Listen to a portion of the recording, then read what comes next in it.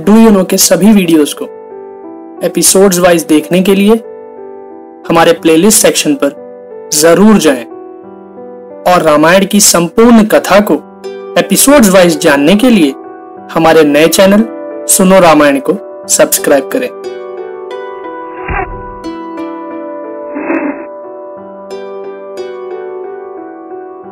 दोस्तों, एक सेवक ने महारानी कौशल्या के पास जाकर भगवान श्री राम के कल होने वाले अभिषेक का समाचार सुनाया तो देवी कौशल्या ने खुश होकर सभी सेवकों को पुरस्कार बांटना शुरू कर दिया।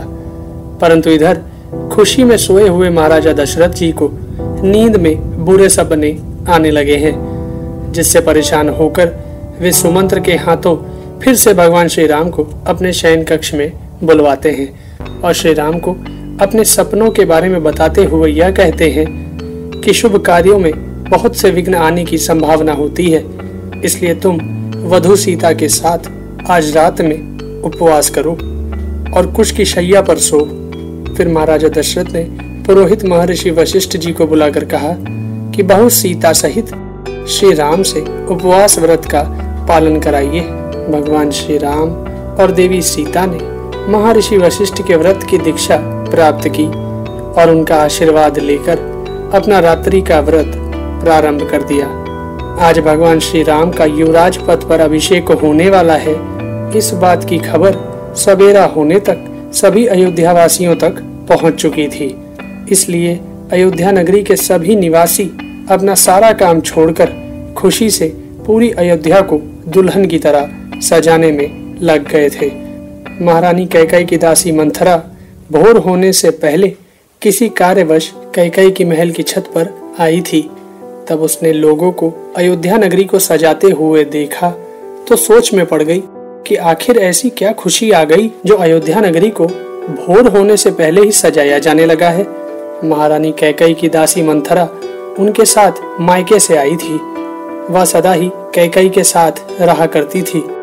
मंथरा का जन्म कहाँ हुआ था, उसके माता पिता कौन थे, ये किसी को मालूम नहीं था। सब लोग बस यही जानते थे कि मंथरा बड़ी ही चतुर दासी है और महारानी कैकेयी की सबसे घनिष्ठ है।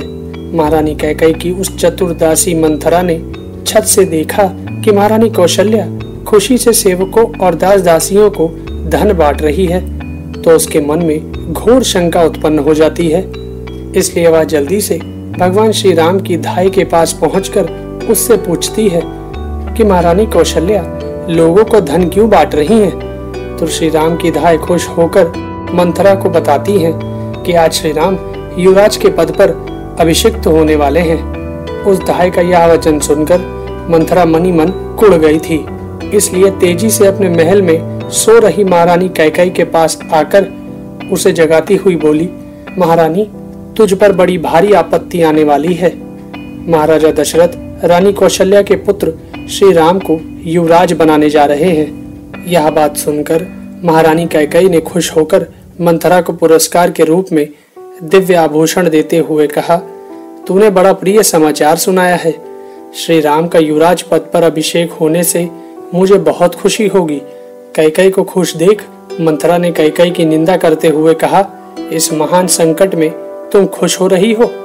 साथ ही मंथरा कैकेयी से यह भी बताती है कि याद करो, महाराजा दशरथ का अत्यंत प्रेम प्राप्त होने के बाद एक बार तुमने घमंड में आकर महारानी कौशल्या का अनादर किया था। उन महारानी कौशल्या का पुत्र जब राजा बन जाएगा तो क्या वो तुमसे अपने वैर का बदला नहीं लेगी? इस प्रकार मंथरा की बात सुनकर क्रोध में भरकर कैकेयी बोली, मैं इस समय ऐसा क्या करूं जिससे यह राज्य श्री राम की जगह मेरे पुत्र भरत को प्राप्त हो जाए।